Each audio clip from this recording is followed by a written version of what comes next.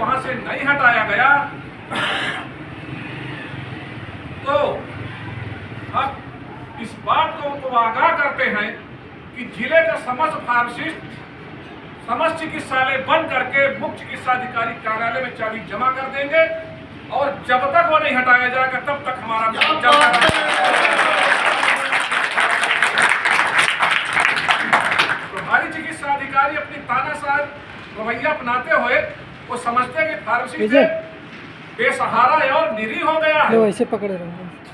शर्म आनी चाहिए इनको कि फार्मासिस्ट और डॉक्टर के चोली दामन के साथ होता है। लेकिन ये नए नए के काल के आए हुए हैं, इस बात का ध्यान नहीं है कि समाज में हमारी कितनी मर्यादा, कितना हमारा सम्मान जाएगा।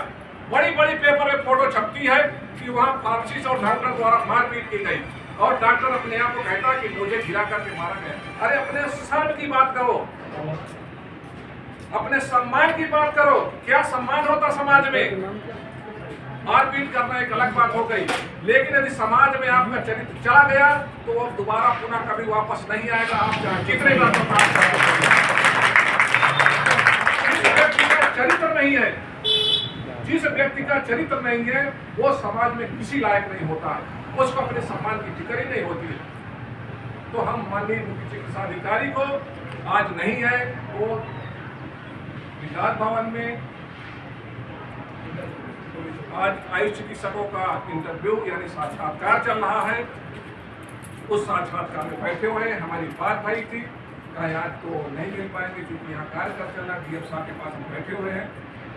तो मैं उनको आगाह कराना चाहता हूँ कि हसुआ के प्रकरण को लेकर के जो उसके ऊपर एफआईआर पंजीकृत कराई गई है उसको अविलंब मुख्य चिकित्सा अधिकारी अपने स्तर से उस कार्रवाई में या तो एफआईआर लगवाए या तो वापस लेने की कार्रवाई करनी चाहिए।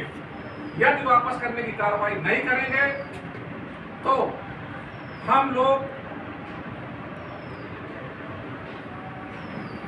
किसी भी निर्णय पर जाने के लिए मजबूर हो जाएंगे और उसकी समस्त जिम्मेदारी मुख्य चिकित्सा अधिकारी महोदय की।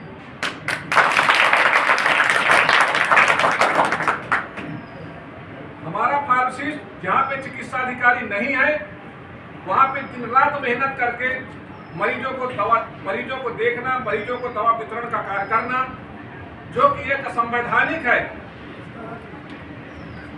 हमारे भारतीय न्यायालय में इस बात का मुकदमा चलाया गया कि चिकित्सक की अनुपस्थिति में कोई भी अनाधिकृत पर्सन मरीज को नहीं देख सकेगा और न दवाइयों का वितरण किया जाएगा। यदि चिकित्सा अधिकारी वहां मौजूद है तो चिकित्सक द्वारा दिए गए प्रिस्क्रिप्शन यानी पर्चे में लिखी गई दवाइयों के अनुरूप ही उसको दवाइयां देनी है। यदि वो नहीं है तो कोई दवाई नहीं दी जाएगी। इस बात का भी मैं आगाह करना चाहता हूं कि यदि इस मामले में कोई कार्रवाई नहीं होती है तो हमारा जनपद का समस्त फार्मासिस्ट जहां पे चिकित्सा अधिकारी नहीं है वहां दवा वितरण और दवा के रखरखाव के अतिरिक्त कोई कार्य नहीं करेगा।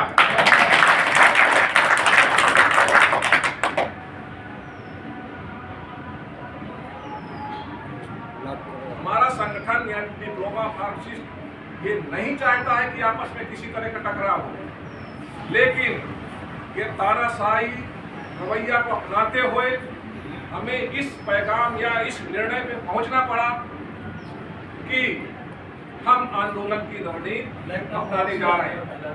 मैंने मुख्य चिकित्सा अधिकारी महोदय को बताया था, इस बात का आगाह किया था कि यदि इस मुद्दे को लेकर के, इस तानाशाही रवैया को लेकर के यदि आप उचित कार्रवाई नहीं करेंगे तो हम किसी भी अंजाम तक जाने के लिए तैयार हैं कि हम पीछे हटने वाले नहीं आएंगे। आदमी अपने सम्मान के लिए आता है, नौकरी अपने सम्मान के लिए की जाती है, नौकरी की जाती है अपने परिवार के भरण पोषण के लिए की जाती है, ना कि बेइज्जती के लिए, ना कि अपना सम्मान खो करके। साथियों, यदि आपके बाजुओं में बल रहेगा तो मैं इस बात को वादा करता हूं कि फार्मासिस्ट के ऊपर जो तानाशाही पूर्ण रवैया अपनाया गया है उसको हम खत्म करके ही मानेंगे, चाहे हमें ईंट से ईंट बचानी पड़ जाए।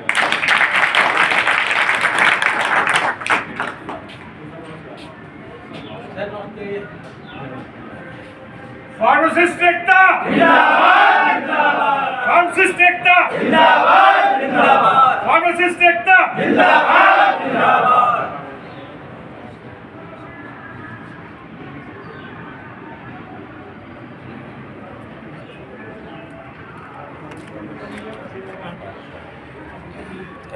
बताएंगे।